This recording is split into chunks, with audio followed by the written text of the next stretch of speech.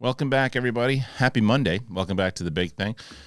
There's some stuff going down, man. This is interesting. AMC Theaters is going to change price tiers, the way that you do it like a concert. So you'll pay more for really good seats. You pay less for the crappy front seats.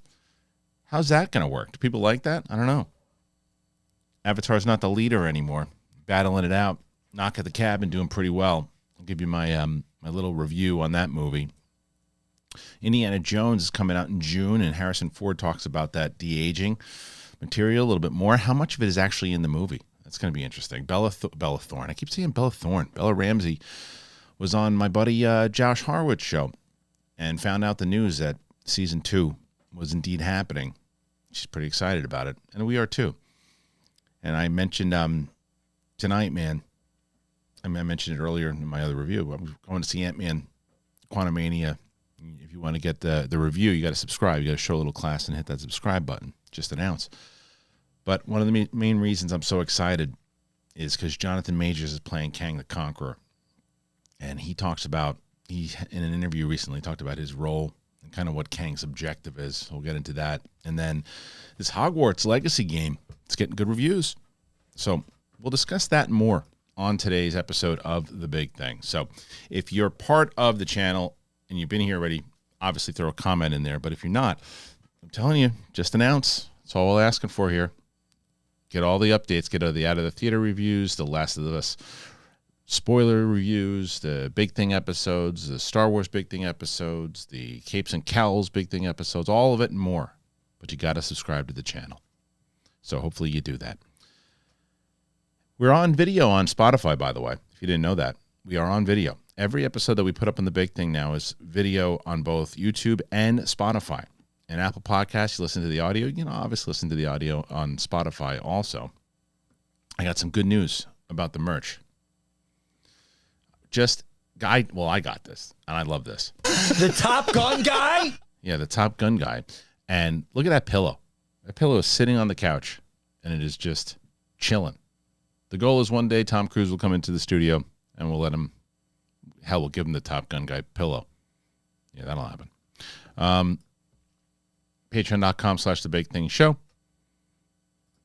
And last but not least, this episode is sponsored by Carbon Health. We love Carbon Health. 120 locations. They handle urgent care, COVID, RSV, flu testing, vaccinations. And they're also expanding into primary care services that have connected health. And if you don't know what that is, it's the idea that our health, it's not just about our bodies, it's our mind as well. Carbon Health providers come connected with mental health specialists. They are expanding their primary care services further this year, and if you're in Massachusetts, you're going to be able to access that connected care. It is now expanded from California to Massachusetts. Carbon Health is an excellent urgent care and testing center, but don't sleep on their primary care services. We love working with Carbon Health. We've been with them for a while. We're excited to keep our partnership with them because they are doing some fantastic, fantastic work. All right, everybody. That being said, let's do it. It's the big thing. You ready? I'm ready. Let's do it.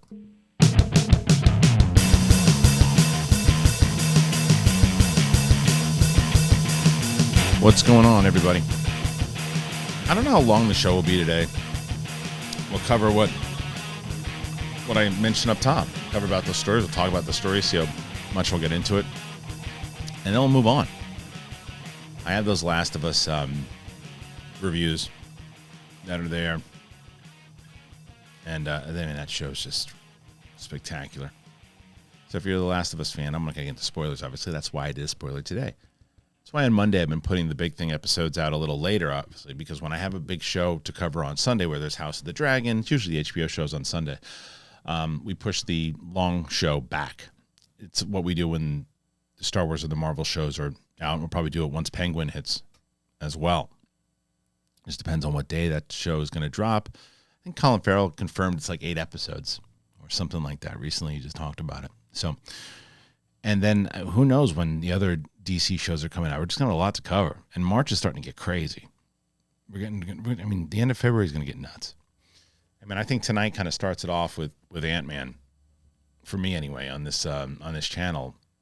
We'll have the out of the theater reaction, and then once the embargo drops, we'll be able to do the non-spoiler review, then a spoiler review, and then we'll do a full episode of Capes and Cowls on our special kind of Monday that we do, covering that. We'll cover that. We'll cover Cocaine Bear. Brett and I will be covering that. And then Creed hits, I think, the first week in March. So that'll probably be right as February's ending. We'll probably get a screening to that. So it's going to be crazy starting very, very soon. So there's a good time for you guys to be subscribed. You know, when I started watching, because I knew I'm only going to have so much downtime, I started watching Invincible finally. I worked for Skybound for over 3 years, and I never watched an episode, and everybody told me how great it was. I just never had the time to do it. I don't know how true that is. I didn't have a lot of time, but I always get on people when they say that to me. Like, I didn't have time. Well, what did you do? Well, I was doing something else. That's the truth. You were just doing something else. You had the time. You could have decided to use that time differently. People are like, oh, I don't have time to work on my YouTube channel. But you just watched an episode of The Bachelor for 2 hours. You had time. You were tired. It's another. I put my time somewhere else, so I didn't have the time to watch it. But I did start watching it the other day. It's really good. It's a really good show. I like it a lot. I'm thinking like 3 or 4 episodes in, but I'm really enjoying it. And I didn't even realize that I have like volumes like 2 through 5 on my shelf. I might want to read those also. But I got a lot I'm doing. I'm playing the video game for The Last of Us at the moment, which is also a lot of fun. So I'm doing all this stuff, this fun stuff for work, which is great. And speaking of fun stuff that I'm also doing, which is pretty great, I'm hoping that you guys I really hope you come out to the February 13th stand-up show for Jake Lewis. Brett and I were going to be on that show, and I thought I was going to be doing stand-up on the 19th on the other show, this one. Myself, Greg Alba, and John Campy are going to be doing a show of Flappers also. Just we only have the room for a certain amount of time, and stand-up just wasn't in the cards for it. Maybe next time, but definitely going to be in the cards for February 13th. Brett and I are going to be there. So if you're able to get there, if you bought a ticket for this one, I really hope you got a ticket for this one as well, because I'd love to see you there. It's going to be a lot of fun. Brett and I, first card that Brett and I have been on together in a long time. I'm in New York. I think we were on New York together also, but it's been a little bit. So I hope you join us. So yeah, just been working on a lot of different things and watching some stuff and getting prepared for this nuttiness that's coming. I'm excited for this movie tonight. But before we get to that, I do want to talk about this story first, because this was one of the first stories that just dropped right before I was going through the stories. I'm like, you know what? I'm going to look and see if there's anything else that dropped, and this dropped. Major exhibitor AMC Theaters has announced it's adjusting its ticket pricing strategy so the sightlines will have an impact on price. Much like with concerts, those attending cinemas after 4 p.m. will be able to pay different prices based on their proximity to the movie screen within the auditorium. Cinema sessions will be broken down into 3 sections. Standard sightline seats are the most common, encompassing much of the cinema and available for the traditional cost of a movie ticket. Value sightline tickets are the front row seats and will cost less. Preferred sightline seats are in the middle of the auditorium and will cost slightly more. Elliot Hamlish, Executive VP and CMO of AMC Theaters, says in a statement, Sightline at AMC more closely aligns AMC's seat pricing approach to that of many other entertainment venues, offering experience-based pricing and other way for moviegoers to find value at the movies. Sightline ticketing also brings AMC closer to event pricing typical of live entertainment events. I'm really torn on this, to be honest. I haven't seen anybody comment on this. I haven't seen anybody talk about it. It is legit. It's almost like what I do for the immediate reactions out of the theater. I just found the article, said I got to talk about this. I'll bring it up. I'm so curious how people respond to this, because my initial thing was, they're just finding new ways to make money, which is true, and they need to. But part of it really makes sense to me. I know that because we're just never used to change. We don't like change. We don't like things when they're different. And it's like, well, they never used to charge me more money for seats back then. Why are they charging me more seats for because they want to make money, because they want to adjust the prices? If you look at it in how they explained it with concerts and entertainment in general, why am I paying more money? I mean, granted, if you're choosing the seats now that you can choose your seats, why am I paying more money if there's only a couple seats left? If I'm looking up like this in the front row than some asshole who was lucky enough to get some guy who just got there earlier, who has the great seats. You paid a little extra for him, or it just depends on, again, maybe this is what it said in the statement. I just didn't pay as much attention to it, but as long as, if maybe they're not raising the prices, maybe they're lowering prices, meaning, I don't know, let's say standard price is $14 for a ticket or something. The best seat is $14. And then everything under is lower. That's cool. Maybe that's a way to sell more seats. Because they're like, okay, well, you know what? The shitty seats are only like $10, and we're going to go see a movie. It sucks to go to sit in this, but it's only $10. It might be a way to get people into the theater more so. Like there's some people who don't give a shit if they're sitting up like this. And my favorite seats are the ones all the way on the side. I don't like sitting in the middle. So if those seats are cheaper, great. I'm going to pick those seats every time. So it's interesting. I don't hate this plan. If they decide that the ones in the middle are going to cost like $20, I still don't know, because then it's like, okay, you know what? I'll sit on the side. I don't want to pay $20 to sit in the middle. But then somebody else is like, look at this. Seats, nobody wanted to pay for the middle seats. They're like $20. I'm getting them. I think it's a good plan. When I saw the article, I'm like, here we go. More money. I think it's a good plan. People are going to bitch about it. And they're also, like I said, this is just my immediate reaction to it. So as I always ask you guys to put your comments into the section below, someone might have a great point of where I'm going, oh, yeah, you know what? You're right. Maybe this is a shitty plan. But I don't know. It sounds like a good plan to me. What do you guys think? You think this is a good plan? Do you like what they're doing? You see business-wise how it makes sense? I mean, it's just a way. I think the attempt inside of the boardroom, if you will, is, okay, listen, we got to figure out, how do we get more people into the theater? How do we get our ticket prices up? How do we make a little bit of money? How do we, I really think getting people into the theater is the objective, where it comes to, if you don't, because it probably comes up in that conversation. Look, there are a lot of people who don't care about sitting there, and maybe because it's guaranteed, and a lot of those are left open, and they're going to look and they're going to buy it because they can get the cheaper ticket, and they didn't have the money to spend. And how much cheaper are the tickets? I want to see the ticket prices. I want to see the tiers. Like if the really good seats that you can get now for $14 turn out to be $25 or something, then go fuck yourself. AMC, respectively. It's my favorite. Respectively. Lick my balls. Respectively. So they can't do that, because that will cause a rift. But if it turns, what I don't think it's going to be, because it just doesn't seem like anybody would do this. Look, we're going to keep our ticket prices as they are. They're $14. And I'm just using that price. I don't know what they are, but let's say they're $14 normally. Make the really good seats $14. Put the ones on the left, which are decent, make those $12. Make the front row $10. And if that's the case, if they're going lower from the highest, I respect that. Even if they went from 14 to 16 for the really high ones, I'd say I get it. I understand. So I don't know. It's interesting. I think it's an interesting plan, and it does.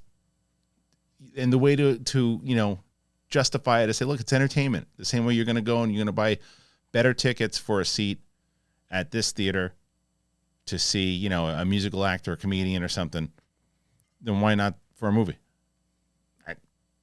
I don't know. It's not the stupidest plan. But again, I want to hear what you guys think. Let me know. All right. So Avatar: The Way of Water has been knocked off after 8 weeks in the lead. It is no longer in the lead. It still made $10.8 million, by the way. But Knock at the Cabin made $14.2 million in its opening weekend. 80 for Brady made $12.5 million, and Avatar rounding out the top three at 10.8. Avatar thus far has made a total of $2.1 billion. It's a big number, and it is now it's massive. It's in the top four. 80 for Brady, though. That's impressive. Worldwide made 12.5. That's the only place it came out, which makes sense. Knock at the Cabin has made 21 worldwide. and it's a big hit for Shyamalan. I liked the movie. I really did. I liked the movie a lot. I thought it was really good. It was intense. It wasn't gratuitous. It kept me guessing. It didn't need to rely on Shyamalan things of the past. I like that he was doing adaptations. I like that he adapted this book. I'd like to see him adapt a few more books, even though I know that his last time when he tried to do the adaptation of The Last Airbender, that didn't go so well.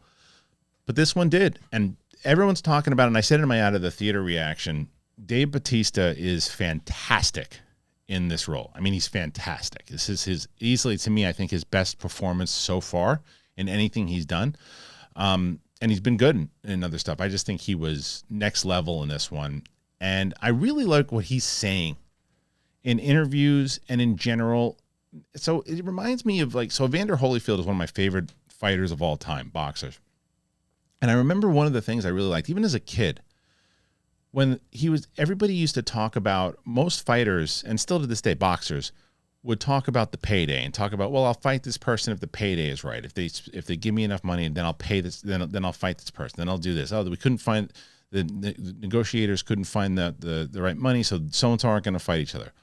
Holyfield said, who's ranked number one? Who's ranked number two? That's the person I want to fight. I want to fight the person that's there. I want to fight the best. I want to be the best. I want to fight the best. And that's what Bautista is kind of saying as well, too. He brought up this in an interview recently. He talked about how when he was cast for Guardians, about Lee Pace, and how the casting director brought up Lee Pace and how he could do anything. He's like, that's how I want people to talk about me, that I can do anything. And we had this conversation on the show, and I think we even maybe turned it into a short. And we were talking about the three real mainstream wrestlers who went besides just kind of roles, and because Triple H has done stuff, and The Undertaker and Hogan, and they all did stuff, and obviously the late great Roddy Piper, they'd done stuff, but only three of them had really become movie stars, and that's John Cena, Dave Bautista, and The Rock, Dwayne Johnson. Now we talked about who we thought the best actor was out of the three of them. Now, to your credit, the audience credit, every poll that I put, all of you picked Dave Bautista as the best actor. All of you. I, at the time, thought Dwayne Johnson was, because they thought that there were certain things that he could do that I didn't know if Dave Bautista could do. I have changed my tune dramatically from one performance in this movie. I think Dave Bautista is hands down the best actor out of the three. Now, I think they've all had great performances. I thought John Cena's performance in The Peacemaker was next level. And his balance of comedy and drama and everything he did. And I was never a massive fan of John Cena's acting before, and I am now because of The Peacemaker. I was a fan of Dave Bautista. I'm a major fan of Dave Bautista now after Knock at the Cabin. He is so good in this movie. I mean, he really is. He carries the movie. Everybody in the movie is really good, and Shyamalan, his directing and the pace of it and all that is should be talked about and admired for sure. But Dave Bautista carries a lot of what is great about this movie. I mean, there's a certain level about it, keeps you guessing, and he just does some subtle stuff, and he doesn't have to rely on Dave Bautista-isms, and he almost kind of disappears, even though, and that's hard to do when you're as big as his ass is. It's hard to just disappear and go, oh, well, that's just Bautista. He became this character, and I believed him, every bit of it. I thought it was great, and I thought that, and I didn't know what to expect from this movie. I didn't know I didn't watch a single trailer, by the way. I went into it just going, I want to watch this movie, I want to check it out, see how I feel about it, see if I'm engaged, and I was engaged in the story. I was engaged in what they were trying to do, and it was small. It was a small movie, and I want to see more of these movies. I want to see them more in the theater, and what I mean by that is just you don't need the big, huge sets, and it's just the story and the characters can take you through. Now, it's a lot of those times, it's streaming that you're going to get those kind of movies. And a lot of times I'm an advocate of saying, don't spend too much money on a movie like that. If you're not, it's going to be hard to get people in the theater. The horror thrillers, if done well and smaller, clearly can work and make you a profit. Now, this movie costs $60 to $80 million. That's a massive bust. Massive bust, because it's not going to get as many people out there, but it's a smaller movie. Doesn't cost that much to make, and then you find yourself having a profit, and you find Shyamalan again being talked about okay, this guy, he's a really good filmmaker when he puts stuff out. This is one of his best things in a while too. Anyway, I dug it. I really liked it. I thought everybody involved did a great job, and I hope we get to see Shyamalan do some more stuff, and we will, obviously. Did you guys see it? Did you like it? What did you think overall? Let me know. I gotta know. 80 for Brady, I didn't see. The screening was like a Saturday, and it's hard for me, family stuff, to get out and do stuff on a Saturday if it's not with my kids and my family, and I didn't take them to see it. But I hear good things about this movie, and that's probably why it did so well. I heard good things. Legends in the role. But yeah, and it's counter-programming too. And it's something for, like, I think finally for people to go, hey, I want to go to the movies. Hey, I want to go to the movies. You want to go see who? Diane Keaton. She's still doing stuff. I don't even know if she's in the movie. I don't think she is. Sally Field is. Sally Field, she's in the movie. So, I don't know. I haven't seen a Sally Field picture in a while. All right, so he goes, and he takes his wife. And maybe like Sally Field, he goes on his own. He's a big Norma guy. But my point is that there's nothing for people older than 60 to see in the movies right now, if they want to. Most people don't, in the 60s, don't want to go to the movies, but they say, hey, there's a movie out that I can see. It's not Marvel, it's not DC, it's not these big comic book movies or science fiction movies. It's not any of this stuff. It's just a movie, and it got the sports fans out with Brady. So, and then obviously Ant-Man is going to rule the roost in just a few weeks here. But that's interesting. Even finally, after weeks, Avatar dethroned. I'll tell you who's not getting dethroned. Athletic Greens, baby. I love Athletic Greens. You guys know how much I love Athletic Greens. I've been talking about them forever. And I'm so glad that you guys have been. I mean, I get comments now all the time of everybody who's been checking them out and everybody who's been using Athletic Greens. I love AG1. I mean, I really do. I take AG1 by Athletic Greens like every day. It's been giving me a big boost of energy. And I tried it because I'm not a big vitamins guy. I don't like 75 different vitamins. I wanted one. I hated taking pills and vitamins. I wanted a supplement that tastes great. And it really does taste good. I had my little 5-year-old. I said, Maisie, come here, smell this. What does it smell like? She's like, ooh, like fruit punch. I was like, yeah, it smells like fruit punch. Looks like grass, but it doesn't taste like it. And it's really good. I love it. It's the healthiest thing that you can do in under a minute. AG1 is powerful because it's so easy to fit into your lifestyle. I just put it into a water bottle. I shake it around. That's it. It's great. It's an all-in-one formula. And you cover everything with one shot. It's delivered to you every month. Very easy to make a daily habit. And if you're looking for an easier way to take supplements, Athletic Greens is going to give you a free 1-year supply of vitamin D and 5 free travel packs with your first purchase. You go to athleticgreens.com/bigthing. athleticgreens.com/bigthing. At least once a video. And what I've been doing is I pin the code and everything in the first comment of the video. And at least one video now, I get someone saying, hey, I tried it, I loved it, and I want to see more of that. Because you're not only supporting the show, you're supporting yourself. And a lot of people have been loving AG1 by Athletic Greens, so check it out. All right, let's move. Speaking of seeing Ant-Man and the Wasp tonight, Quantumania, Jonathan Majors is on the cusp of being a megastar. Megastar. The guy's just so talented. So talented. And we're going to get a chance to see him in Ant-Man, and then he's obviously going to be in Creed. And buzz on both these movies is pretty high. But as far as Kang goes, Marvel Studios has released a new TV spot for Ant-Man and the Wasp: Quantumania.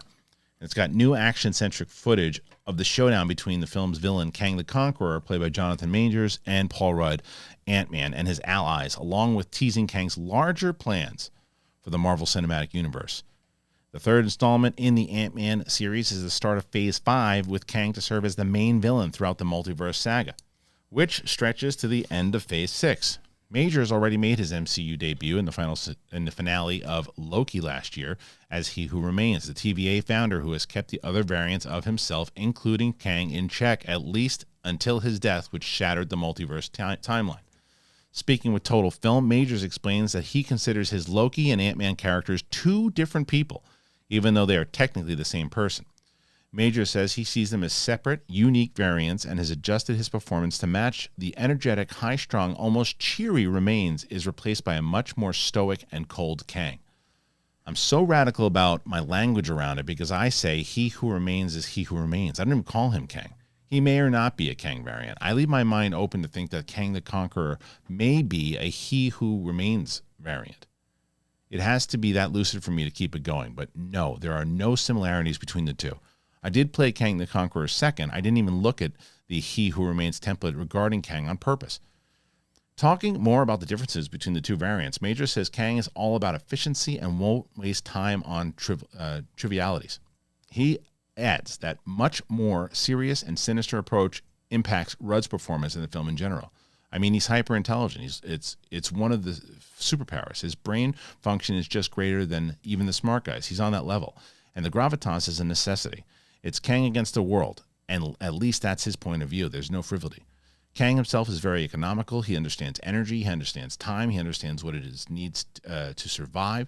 He doesn't suffer fools, which is interesting because he's not going to say anything about Ant-Man, but Ant-Man is a jokester. He's a funny guy. And now you've got Scott Lang going up against Kang the Conqueror, who does not joke. He does not have a sense of humor, and you'll discover that, but he does not joke. I love how he made that a point to say, by the way. He's a very smart dude. The upcoming sequel will introduce MCU newcomer Catherine Newton taking over the role of Cassie Lang. Bill Murray appears as Lord Krylar and William Jackson Harper as Quaz. So much here. I love this dude. I love Jonathan Majors. It's one of my cross my fingers hoping to get an interview with this cat because I love what he's doing. I love how everything about him, the way he just dives into a role, studies the performance, really looks into it, and you hear him talking about it like he's invested. Like he's invested. And hearing about that, and I think that one of the main kind of criticisms about Marvel lately is it's been overly jokey, and I've definitely been part of that criticism, right? And it has been at points. I'm going to make a point about Phase 4 again in a second. But as far as that comment goes, like he doesn't joke. Scott Lang does. That's the kind of balance that I've been looking for. I've been looking for that kind of balance, right? It's like, I don't mind jokes inside of Marvel. I don't think anybody does. I think you got to have some of it in Marvel. But it's a matter of who's saying it. It's like, if everyone's joking, like Thor, it becomes a comedy. And it's just like a kind of a Saturday Night Live. There's no balance to it. It was one of my issues with Ant-Man 2, is that it seemed like everybody was telling jokes, and hardly anybody. Maybe Evangeline Lilly was the only one who wasn't really cracking jokes. But and Guardians 2, a lot of it got better on a rewatch, but same type of thing where people just kind of handed out jokes. He made it a point to say that Kang's not joking. You want Ant-Man to joke. That's his personality. But all of this and the idea and what he said about, and so I'm rewatching the MCU, by the way, with my daughter who's watching it for the first time, and we're on Loki right now. And so we had to skip over a few things in Phase 4 because I'm taking her with me to see Ant-Man, and I figured the stuff that she just needed to see in Phase 4 was WandaVision, Loki. She's going to try to get to Multiverse before we go, and then No Way Home. Those are the ones I think.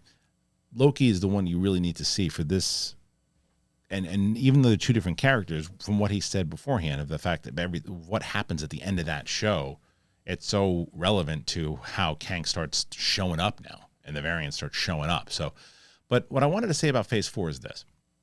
It is easily my least favorite out of the 4 phases, right? Like, and I think that's not anything that anyone else hasn't said. However, I will say this. After the rewatch, though, there is a lot of good stuff in it. Like, a lot of the shows are pretty good. Like, it started off with a bang, man. With WandaVision, Loki. I mean, those movies or shows were really big and really good. Like, really good. And then, there's some other things. Like, I still, when I watch Hawkeye, I think that gets a little bit more in the campy side of things. And then I'm not looking forward to watching Thor again. I'm not looking forward to watching multiverse again.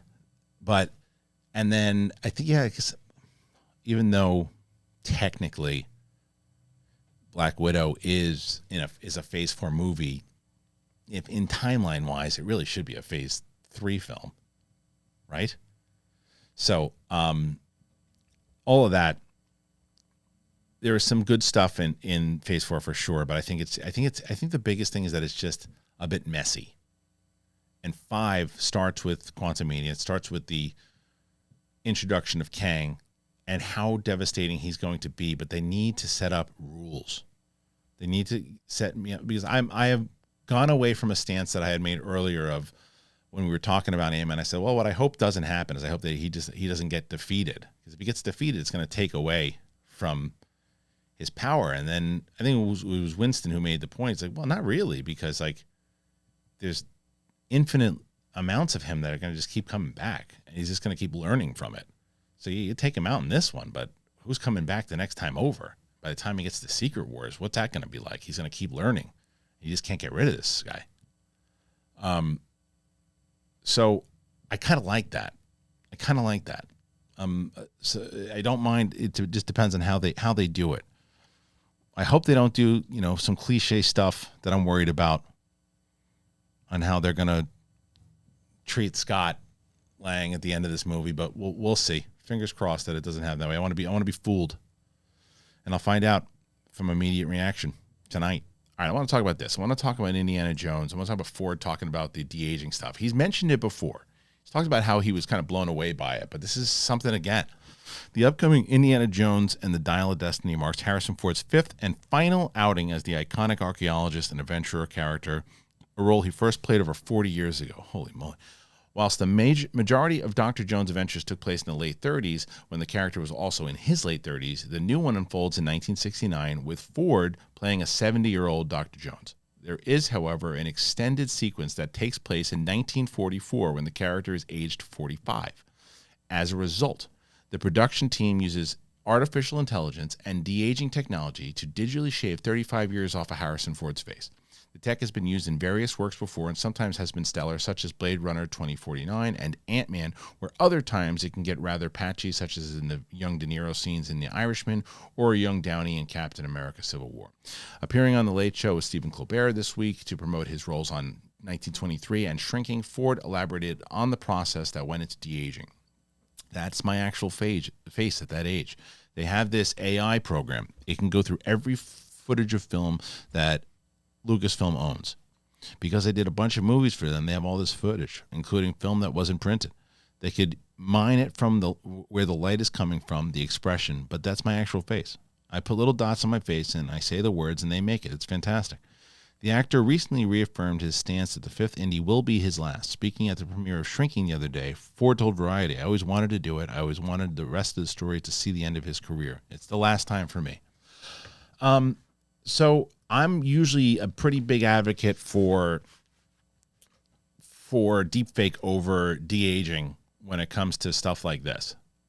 But they did mention in that article the Michael Douglas de-aging, and I think the Kurt Russell de-aging in Marvel's pretty good too.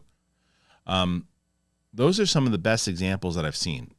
A really bad one one of the worst that I've ever seen was in Samaritan with Stallone. I mean, it was terrible. It was terrible. It looked like a really bad video game. Terrible. Movie was fine, but that ending, the de-aging, it looks terrible. So I think though, the Downey one in Civil War, I think the fix on that one is that it's supposed to be using the Jake Gyllenhaal technology, so it's supposed to look a little techie. So that one I always gave a pass. But the two that really stood out were Michael Douglas. I just watched it recently. It's fantastic, and that was 2014. Well, the movie came out 2015. I think the movie came out, so that was like 7 years ago. So I think and the Luke Skywalker one in Mandalorian was de-aging, and then deepfake for Luke was in Boba Fett. And to me, the deepfake was far superior and looked so much better. The deep fake allows you to essentially use a different actor and then stick the face of it. But this is actually the de-aging part of it. What scares me about it is the same thing they mentioned in The Irishman. Like, hopefully it's a mix between the two. I don't know if it will be, because Harrison Ford is you can't de-age a body. You can't de-age movement, you know? And that's one of the things that really stood out about The Irishman, was that slow old man stomp, and looking like he's 28. And it's like, dude, that looked terrible. It took me right out of it. But we'll find out. I mean, the de-aging they showed in the trailer looks great. I'm excited. Indiana Jones to me is a movie that it's my most anticipated. I put it on my list, and that's because of obviously my generation. It's a movie like the first one is still Raiders of the Lost Ark, one of my favorite movies of all time, and then Last Crusade, and then Temple of Doom. Those three. Yeah, I'm not a Crystal Skull fan at all. I really appreciated Josh Robert Thompson's take on it when he came in, of the way that he looks at it, with that kind of old school kind of B-movie feel. I just comparing him to the other ones just doesn't do it for me. So this, coupled with the fact that Mangold is doing it, the trailer, I was as excited, or close to it. I won't say as excited, but I was close to that level of excitement watching an Indiana Jones trailer the way that I was the Force Awakens trailer, in that's the feel that I've been looking for Indiana Jones movie in a long time. And that's similar to what I felt when I watched The Force Awakens. It was that we had the prequels, and we had that kind of the trailer looking like, you know, connecting to the original trilogy. And this, to me, seems the most Indiana Jones that I've seen since The Last Crusade. Could be mistaken once I see the movie, but who knows? What do you guys think? You excited about Indiana Jones? Do you want to see it? Do you think it's going to be good? Go ahead and comment. I want to hear. All right, this one just dropped, and this is awesome. And I'm going to get Freddie on to talk about this one.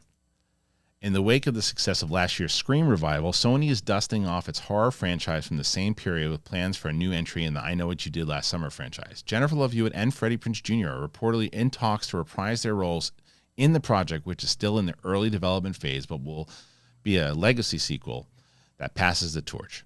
In the 1997 film, it followed four young friends bound by a tragic car accident and the cover-up of the body of a fisherman.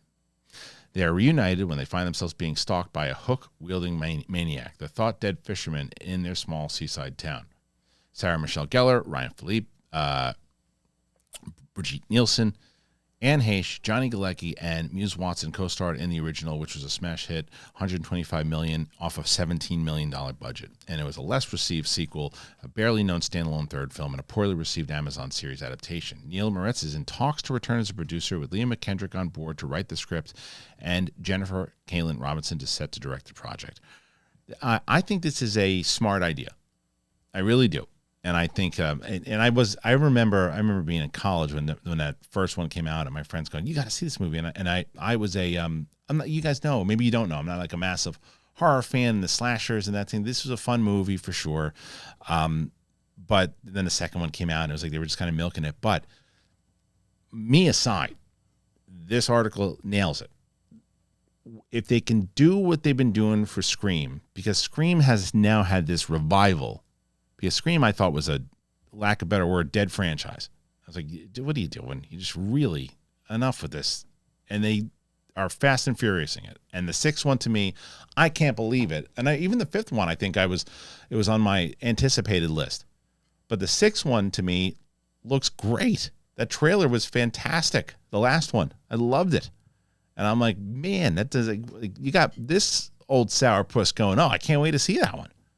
So this is a smart idea, and but you got to get the original cast back, and they'll probably kill him off. But I'm curious to talk to Freddie about it, because Freddie's supposed to come in soon. So I want to talk to him about it, because Freddie likes hanging out, playing his games, playing D&D, working on his wrestling organization. He's starting his own shit now. So that's going to take some time off to do if he's got to shoot that movie, but that's also more money in his account that he can do this shit, and that's probably the answer to it. But he probably also wants to do a good script, and he wants to make it work. He's got nothing to lose. If I'm him, I'm 100% doing that. He's got nothing to lose. He's doing great. I love Freddie Prinze Jr. By the way, I'm happy enough to call him a friend now, and he's just a fucking chill dude. Like so when we do these bits, by the way, which I have told you guys before in the past, we put a full playlist up of the comedy and times we lost it, just a bunch of goofy idiots. A lot of times it's Brett and I, Roxy's in there. You can find the playlist on the top, but the reason I bring that up is every single time one of those bits hit, I send it to Freddie, and Freddie sent back this hilarious voicemail last time on the Roxy one, and he's like, "Dude, you can tell she loves you, but she hates you at the same time." And like this, just going through this whole list, he's like, "Your immature ass is sitting there listening to him." And I root for Freddie Prinze Jr. And I think that you talk about when it comes to well, not even just level-headed dude. You can find some of my interviews with him on this channel and other stuff we've done in the past. But like, great conversation in general. But he's got his head on his shoulders. He knows the wrestling business. Him starting his own thing, I think, is going to be fun. But to see him do this again, this will be. I want to see where the decision. I would assume it's like, yeah, man, look, it's a good opportunity to get some money in my pocket and do something and reunite with some people that I love. That's my guess on his answer. We'll find out. What do you guys think? Good idea? Bad idea? Go ahead and let me know. Speaking of buddies, Josh Hartwitz is a buddy, and Josh Hartwitz has one of the best interview shows going. The guy interviews everybody. I mean, he interviews everybody. And he got on Bella Ramsey to talk about season 2. And by the way, so for people who don't know, Super Bowl is coming up. Super Bowl is coming up on Sunday. And they're, obviously HBO doesn't want to put their big popular show against the Super Bowl, so they're airing it on Friday. So for people who don't know, the next episode of Last of Us will be on Friday. So Bella Ramsey, who plays Ellie on HBO's adaptation of Naughty Dog's hit video game The Last of Us, spoke about the excitement for a second season of the series, rave reviews on the show's third episode, and increasing ratings with each episode. The show, unsurprisingly, was renewed for a second season, which is excited to be based on The Last of Us Part 2 game. The game is a much darker, structurally interesting, and emotional, devastating beast than its predecessor, doubling down on harder, complicated morality choices that define the ending of the first game and haven't really come into play into the HBO series just yet. Ramsey appeared on Josh Hartwitz's Happy, Sad, Confused podcast and explains that while they haven't played the game, they have watched the online video edits of the second game's narrative and are excited to play out the Ellie and Dina story from the second title. She said also the complexity of her relationship with Joel and how that gets decidedly more complex.